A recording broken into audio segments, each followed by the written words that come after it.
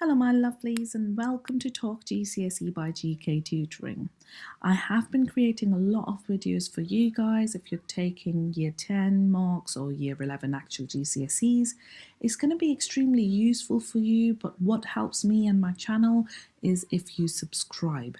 So just ensure that you subscribe so I can create more and more content and I can help you. Now, let's talk about creative writing, because this is where a lot of GCSE students either gain loads of marks or lose them unnecessarily. So this video is specifically if you're doing AQA English Language and then paper 1, question number 5, which is going to be worth 40 marks. So that's half of the paper, guys. So if there's one question you really want to understand properly, this is the one I'm telling you. But the good news is this: you don't need to be a natural writer and you do not need to be having fancy vocabulary, okay? What examiners really want is to see that you control your creative writing properly. So in this video, I'm going to walk you through what question number 5 actually assesses, how to structure a top band answer, what kind of language really gets rewarded, and how to avoid the mistakes that cost students easy marks. So by the end of it, you should feel calm, confident, ready to write, not staring at a page in fear. And don't worry, creative writing doesn't mean chaotic writing. Creativity still likes a plan. So firstly, we need to understand what AQA really marks this question. What's the marking? Now, paper 1, question number 5 is marked using 2 assessment objectives. Now, those 2 assessment objectives are AO5 and AO6, which is SPAG, AO5 being our content and structure. This already tells us something important, that AO5 is worth more than AO6, so ideas, structure, organization matters more than perfect spelling, although you still need accuracy. So top band answers will have a clear focus, are deliberately structured, they use language on purpose, not just randomly. So this is not about writing loads, it's about writing well-controlled paragraphs to show your examiner you know what you're doing. Now, step number 1 is going to be choosing the right task. So you'll always be given 2 options. One's going to be like a description, one's going to be story. Here's a rule I give to all of my students. Choose the task you can control best. So it's not like a picture, you can describe it well, or a story you can do well. Every student is different in their capabilities. So what my suggestion to all my students is, you choose the task that you can control best. So if you panic with endings, choose description, because descriptions don't really need a dramatic ending.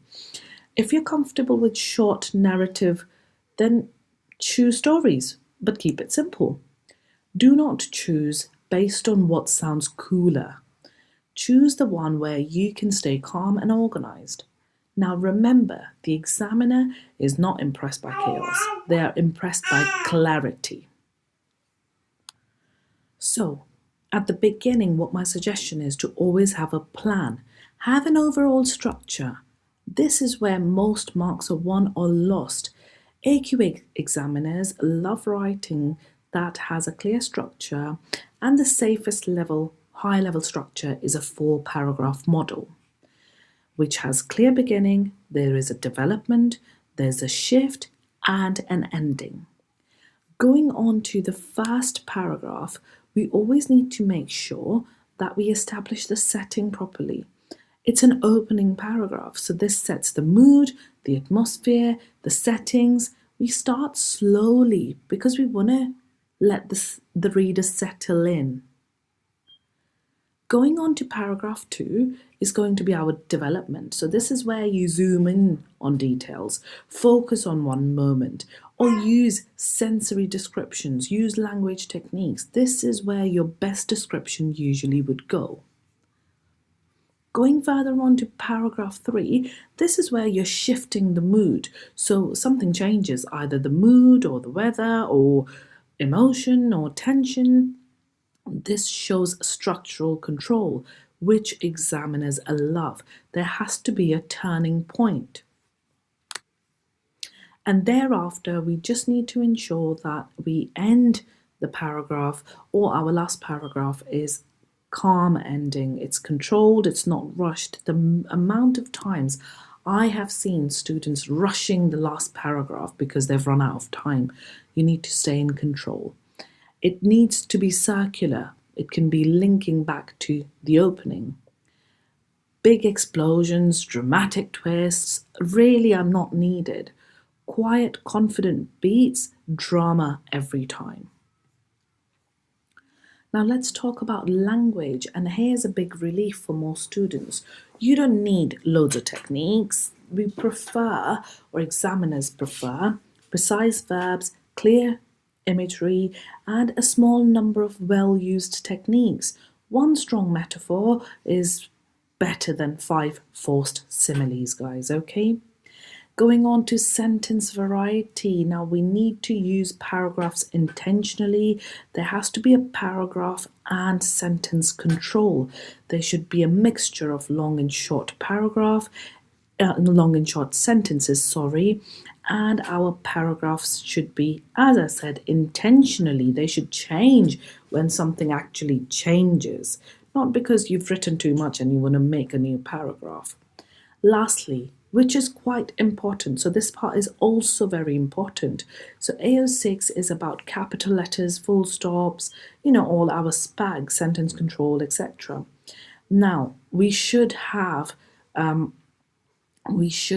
ambitious vocabulary words. They should be sustained throughout the creative writing, guys, okay? But don't make it overcomplicated. So one accurate complex sentence is better than 5 incorrect semicolons, but we must ensure that we write them correctly, okay? Paragraphing matters here too. They need to be neat, readable, and, it helps the examiner stay on your side, guys. Now, some common mistakes that we see in writing is too many ideas. There's so much going on. There's like so many characters you've introduced and so many problems. We wouldn't want that. Rushed endings and forced techniques. Try not to use 2 techniques per paragraph. There isn't any need for it. You're just wasting your time and making the text overcomplicated. And to be honest, plan is extremely important at the beginning. Stick to one idea and write it clearly. Now, if you do that, you're giving the examiner everything they want and making their job very easy. So, if you understand this video and you think this has added some value to your understanding and your revision, please guys, don't forget to subscribe. Thank you.